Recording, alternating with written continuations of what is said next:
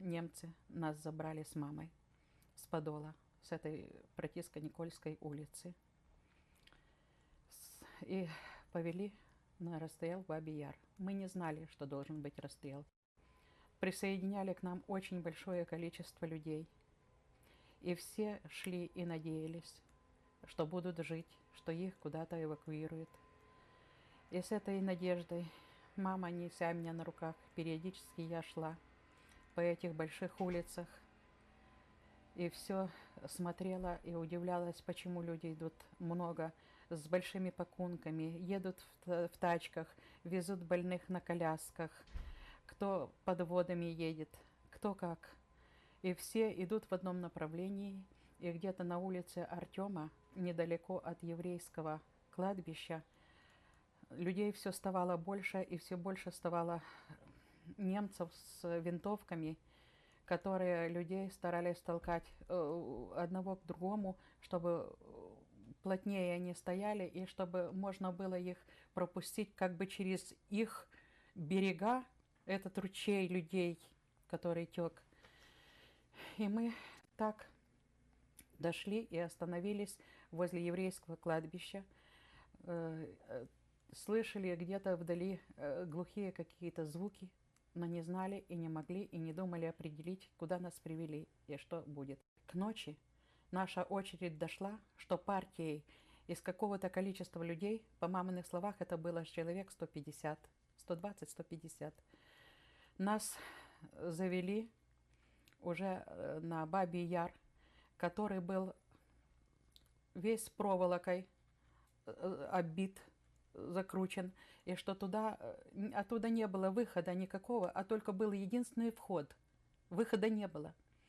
И я видела, так как я помню, слева стояли такие типа столиков раскладных или какие-то, я не помню, и огромные вроде бы мешки верейки, как бы корзины плетеные из лозы когда-то были такие.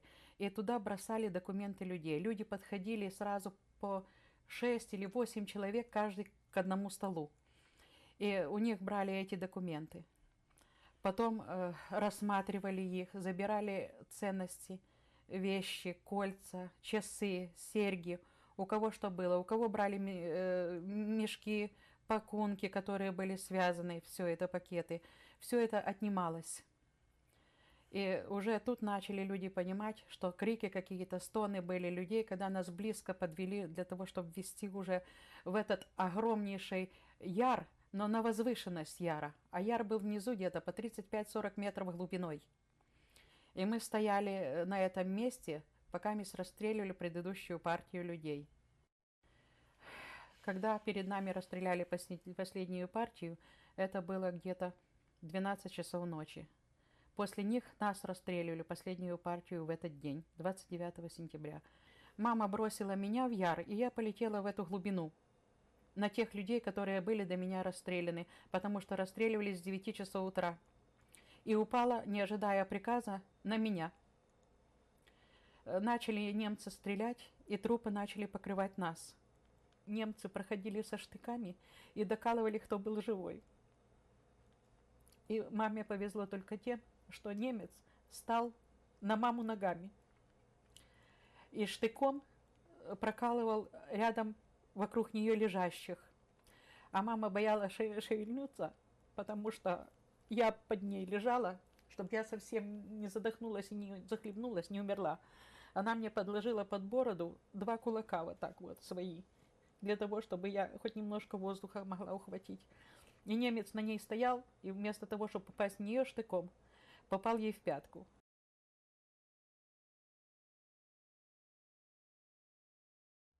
The main street in Kiev, Krishchatik, and the main hotel, not very far from Krishchatik, Karl Marx Street, it was Continental, and the all chief officers of German troops were there.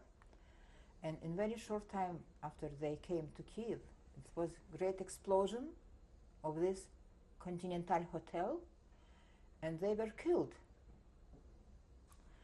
So they dislocated all their shtab, you see. They dislocated to another place, to Krещатик, and in short time, in several days, this building was exploded as well. And one day they were in the main cinema, also on the Krещатик Street. It was named Shanser, Kinoteatr Shanser. So, and they started to find why. And one Ukrainian person told them that there is special Jewish youth group, former students of Kiev Polytechnic Institute. It's not Polytechnic, it's Tertiary Education Institute. And they are making hand-making bombs. So the Germans have made decision to kill all the Jewish. They try to find these people. They find one Jewish boy and another and the third. So, and it was decision to kill all Jewish people. So it was several weeks after they came to Kiev. It was just in Yom Kippur Day, it's autumn, and they said to Jewish people, we will transfer you from Kiev to another place, so please take all your goods, not a lot of suitcases, but the best what you have, jewel, silver, some special coats, what you have, and we will transfer you to another place. And Jewish people trust them, but all of them were killed in Babi Yar. But in Babi Yar, 100,000 people, by the way, not only Jewish people and all communist party members, non-Jewish as well.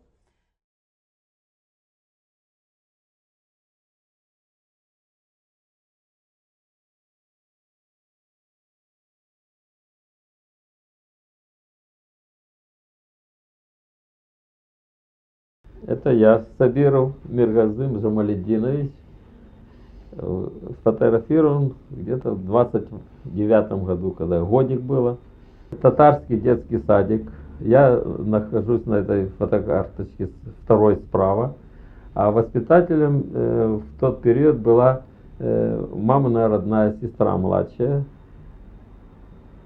Марьяма Хайруллина. Нас воспитали в таком духе.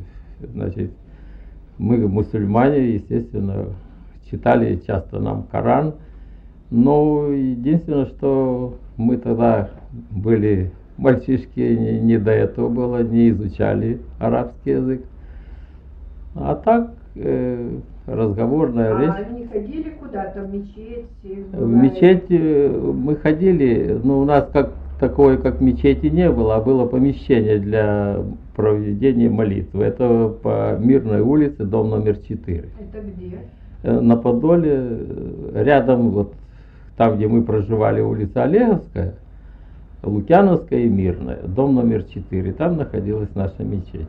И в 29 году, по-моему, уже 29-м, где-то 30-м, ее, короче, уничтожили. Забрали все там, находившееся в этой мечети, и запретили проводить молитву. Да, мне делали обрезание, сделали это Равин, на Подоле проживал Равин. На Подоле он жил, а в синагоге делали мне обрезание. По тем временам у нас не было специалиста среди мусульман, и мне делали в 28 году, фамилия его Могилевский. Он еще после, как только освободили город Киев от немецких захватчиков, он к нам приезжал проверить, живы ли его как бы питомцы, которым он делал обрезание. 37, 7-8 лет. В 37-м. Сразу я пошел в 156-ю школу. Находилась она на улице Межигорской и Нижнего Вала, во дворе. А потом нас перевели в Цыганский переулок, школу. И ту школу закрыли и перевели нас в еврейскую школу номер 17 на улице Фрунзе, дом 5, по-моему, или дом 7, рядом с церковью. Там церковь и школа. Но еврейская школа, и параллельно там были русские классы. Я, естественно, в русском классе занимался. Ну, общались с еврейскими детьми, в основном на Подоле. Много проживало евреев. Начали бомбежка, то с первого дня, как начали ночью, рано утром, где-то в 4 часа. Также и была песня, так Киев бомбили, нам объявили, что началась война. Ну вот с того уже война началась. Естественно, уже появились трудности, пришлось уже... Подождите, а как вот вы помните этот день? Какой был день это? День очень был летний день, теплая погода, солнечная, яркая, все. И... А как вы узнали, что война началась? Ну, сообщили нам по радио, и об этом ночью уже было слышно, потому что взрывы в городе появились, а мы же никогда не слышали взрыва. А когда взрывы, ночью родители проснулись, естественно, и шум, гам, тарарам по всей улице, все сбежались, что такое. А потом уже где-то днем уже по радио объявили, что началась война, что немцы напали на Советский Союз. И... Об эвакуации вы слыхали? А в эвакуации не за что было уезжать, денег не было, чтобы эвакуироваться. Кто-то уезжал, вы помните? Да, с нашей, вот там, где мы проживали, уехало 5 семей. Одна семья евреев осталась в Киеве, в нашем доме. Это как фамилия их? Фамилия Смелянские. Тетя Аня, дядя Шура и мальчик у них Леня. А остальные, почему они не уехали? А эти, ну, каким-то образом не во всех же хватало средств уехать. И в первую очередь эвакуировали заводы. Кто на заводах работал, им подавали составы, и они грузились на платформы вместе с оборудованием, выезжали уже в Россию. А кто не смог уехать, остались. Боялись выйти на улицу, потому что в ожидании немцев. А немцы, когда пришли, уже начали они там по-своему, кого облавами забирали в Германию, увозили. Ну, работы, заводы стояли, все это. А вы не помните, какие плакаты, объявления были? Объявления были они только где-то вот, когда немцы вошли в сентябре месяце, было объявление, значит, ну, они не писали всем евреям, всем жидам города Киева и его окрестностей явиться 29 сентября на улицу Дорогожицкую для отправки в Палестину. Тогда вроде Израиля не было, по-моему, Палестина было написано. Ну вот, такие объявления. А больше таких объявлений. А местное население как на это реагировало? Ну, местное население, конечно, все были напуганы, думали, если вывозят, куда-то начнут, говорили, что будут вывозить и все население Украины, куда-то в Польшу будут вывозить или в Германию, чтобы для работы там, в Германии. Вы говорили, что было объявление о Бабьем Яре, потом вы рассказывали о своем друге Миша. Да, вот Мишу, значит, да, это когда уже было объявление, ну, естественно, об этом узнали. Ну, так как он близкий друг, я пошел его провожать. А он с кем жил, Миша? Он с матерью, с отцом жил, и, по-моему, еще сестра была младше. Вот их вместе я их провожал. Значит, мы, когда пошли по улице Глыбочецкой, по Мельника до Дорогожицкой улицы, И, естественно, туда, до этого места, где предполагалась отправка, потому что там стояли железнодорожные вагоны. Ну, а дальше мне не было смысла идти. То есть как, меня мама предупредила вообще не ходить далеко от дома. Ну, так как полиция, украинская полиция уже, значит, сопровождающих, провожающих отделяла, не пускала дальше. А дальше уже стояли жандармы, это полевая жандармерия немецкая, с собаками, с овчарками. И уже тут, наверное, мы-то до нас не доходила эта тревога какая-то. А они, наверное, те, которых все евреи, они почувствовали что-то тут неладное. Потому что в эти вагоны сразу не садили, а вели мимо этих вагонов. И там была воинская часть, танковый батальон стоял. И вот широкие такие ворота, и вводили туда. Вот это единственное, что в памяти осталось, как они пошли в эти ворота. А потом уже впоследствии через... Это вы не помните, какое число было, вот когда Миша ушел с родителями? Это было на второй день после объявления, так как объявление было явиться 29-го, а мы 30 сентября шли туда, на второй день. Потому что за один день, естественно, люди еще как-то были в сомнении или что-то такое, но в основном на второй день это было. А наше кладбище татарское находилось, примыкало прямо к Бабьему Яру. И мы с мамой пошли к папе на могилку и услышали, что выстрелы. Ну, естественно, я как шустрый там была такая электростанция или подстанция. Я вылез на забор и потерял сознание от того, что я увидел. Там стреляли полунагих людей. Вот с этого танкового батальона, там, где вот вводили их ворота первоначально, а через другие противоположные ворота выходили люди уже почти полураздеты. Немцы их раздевали. И вели до Бабьего Яра уже нагих. Детей они бросали прямо живем в яр. Это я сам лично видел. И вот это так случилось, что буквально на второй, на третий день, и мы решили сохранить вот эту оставшуюся семью смелянских, чтобы не пустить их туда в яр. Прятали мы их потом в подвале на протяжении всего периода, пока находились немцы в Киеве. Вы знали, что рискуете жизнью? Конечно, знали. Если бы немцы, допустим, обнаружили, так расстреляли всю семью, не только, может, семью, может, весь двор там, кто проживал, расстреляли. Потому что было в приказе написано о том, что кто будет скрывать, подлежит уничтожению. Ну, на татарском кладбище, когда мы с мамой ходили, такое явление было, вдруг с могилы выходит живой человек. Ну, естественно, мое состояние, вы знаете, он заросший весь, и такое, да вот сейчас у меня мурашки по телу, если я сколько, 50 лет тому назад или сколько прошло.